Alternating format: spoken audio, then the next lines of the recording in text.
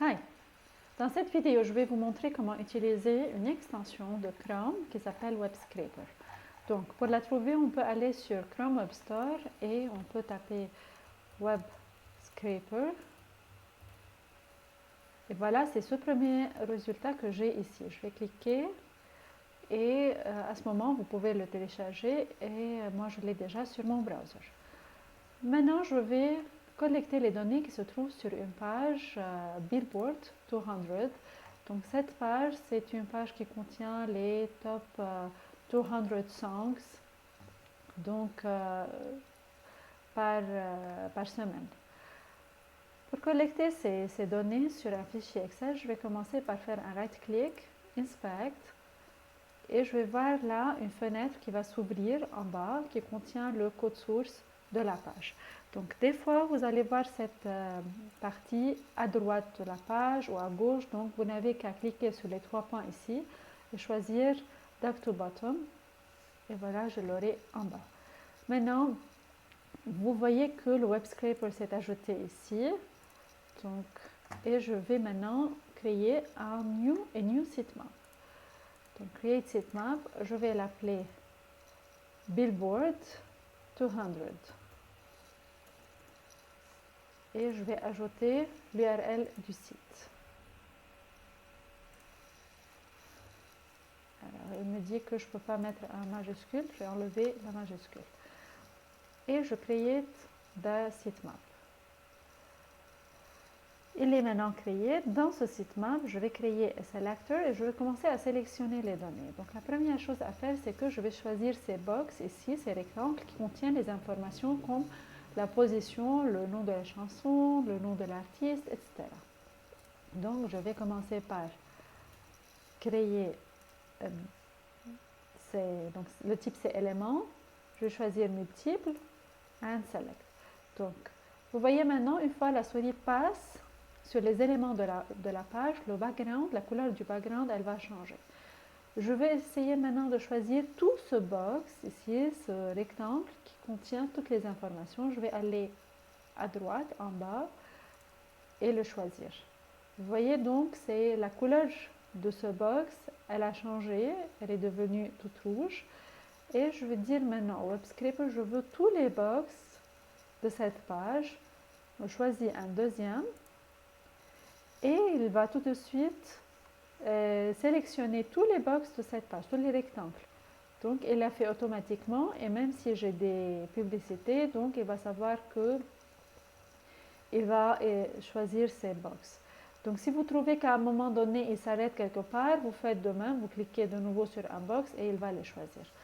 Donc là, on a une barre horizontale dans laquelle il a mis l'élément choisi. Je clique sur Done Selecting et il va l'ajouter ici en bas.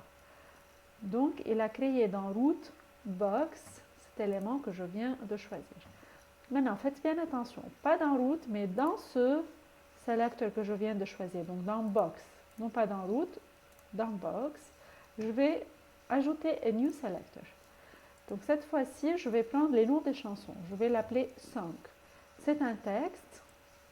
En effet, je vais le garder et je vais cliquer sur Select. Et voilà, maintenant, je vais cliquer sur le nom de la chanson. Donc, je ne vais pas choisir multiple parce qu'une fois que je choisis le nom de la chanson dans un seul box, il va les prendre tous les noms des autres box automatiquement. Done Selecting. Et je vais sauvegarder.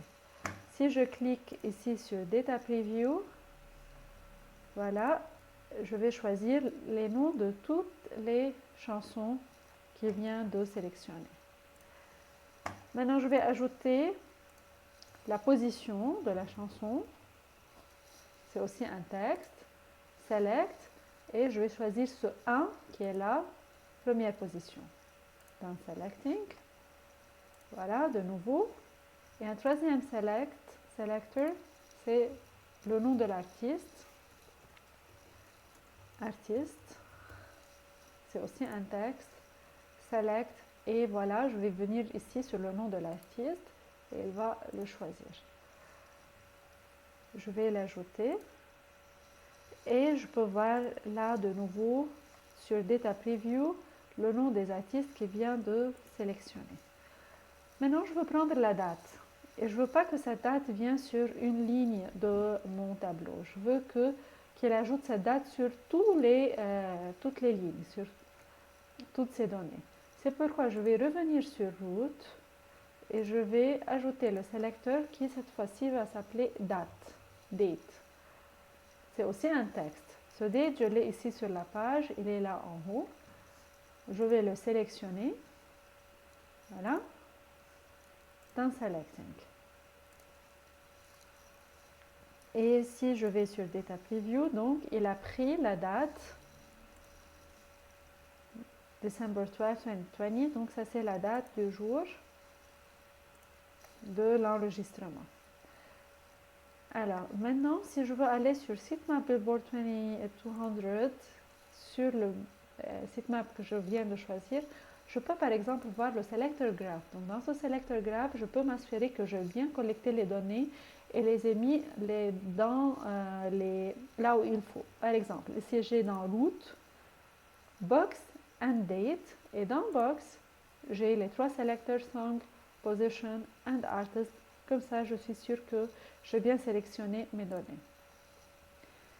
Je veux maintenant commencer le scraping. Je lui dis je clique sur Scrape et là, je choisis en millisecondes le temps qu'il faut. Alors, je laisse les données là qu'il y a par défaut. Je ne vais pas changer. Il va ouvrir une nouvelle fenêtre et il va commencer à faire le scraping, à collecter les données. Donc, j'attends un peu le temps qu'il télécharge les données qu'il y a sur cette page. Et après, si je reviens sur la console que j'ai en bas, je clique sur Refresh. Ce n'est pas encore fait, donc je lui donne encore quelques secondes pour terminer. Voilà, il a fini. J'ai une notification, donc je clique sur Refresh et je vais voir maintenant les données. Il a collecté. Comme vous voyez là, j'ai le ID et tout, le lien. J'ai les songs, position, artist and date comme moi j'ai voulu. Pour sauvegarder ces données, qu'est-ce que je peux faire? Je peux faire un export des données. Ça va être un JSON, extension JSON. Donc je peux faire un export et après faire un import de ces données, comme je peux les sauvegarder sous forme d'un fichier Excel ou selon le format CSV. Et je le télécharge, donc Billboard 200, Save, et j'attends maintenant le téléchargement pour voir le résultat. Je clique sur mon fichier et le voilà.